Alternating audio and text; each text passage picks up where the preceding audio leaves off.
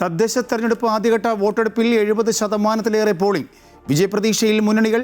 തിരുവനന്തപുരം മഞ്ചൂരിൽ കള്ളവോട്ട് ആരോപിച്ച് സംഘർഷം. പ്രീപോൾ സർവേ ഫലം പരസ്യപ്പെടുത്തിയ സംഭവത്തിൽ തിരുവനന്തപുരത്തെ BJP സ്ഥാനാർത്ഥി R. ശ്രീലേഖയ്ക്കെതിരെ തെരഞ്ഞെടുപ്പ് കമ്മീഷൻ.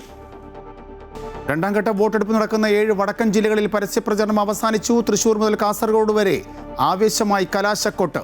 ഇനി നിശബ്ദ പ്രചരണം. വോട്ടെടുപ്പ് മറ്റന്നാൾ. കേരളത്തിലെ SIR നടപടികൾ 2 ദിവസം കൂടി നീട്ടാൻ സുപ്രീം കോടതി നിർദ്ദേശം. 2 ആഴ്ചത്തേക്ക് നീട്ടണമെന്ന ആവശ്യം അംഗീകരിച്ചില്ല. ഹർജി 18-ന് വീണ്ടും പരിഗണിക്കും. 97% ഇനുമേഷൻ ഫോം ഡിജിറ്റലൈസ് ചെയ്തതായി കമ്മീഷൻ കോടതിയിൽ. നടിയെ ആക്രമിച്ച കേസിൽ പോലീസിനെതിരെ നിയമ നടപടിക്കൊരുങ്ങി ദിലീപ്. പോലീസ് ഗൂഢാലോചന നടത്തിയെന്നത് ദിലീപിന്റെ തോന്നലെന്ന് മുഖ്യമന്ത്രി. ദിലീപിന് നീതി കിട്ടിയെന്ന പ്രസ്താവന തിരുത്തി അടൂർ പ്രകാശ്. അതിജീവിതയ്ക്കൊപ്പമെന്നും മാധ്യമങ്ങൾ നൽകിയത് ഒരു ഭാഗം മാത്രമെന്നും UDF കൺവീനർ. ദിലീപിനെ തിരിച്ചെടുക്കുവാനുള്ള നീക്കത്തിൽ പ്രതിഷേധിച്ച ഭാഗ്യലക്ഷ്മി ഫെഫ്കയിൽ നിന്നും രാജിവെച്ചു. വിമാന സർവീസുകൾ റദ്ദാക്കിയതിൽ ഇൻഡിഗോയ്ക്കെതിരെ നടപടിയുമായി കേന്ദ്ര സർക്കാർ. ഇൻഡിഗോയുടെ 5% ശൈത്യകാല സർവീസുകൾ മറ്റു കമ്പനികൾക്ക് നൽകി. ജനങ്ങളുടെ ബുദ്ധിമുട്ടുകൾ പരിഹരിക്കാൻ ആവശ്യമായ ഇടപെടൽ നടത്താൻ പ്രധാനമന്ത്രിയുടെ നിർദ്ദേശം.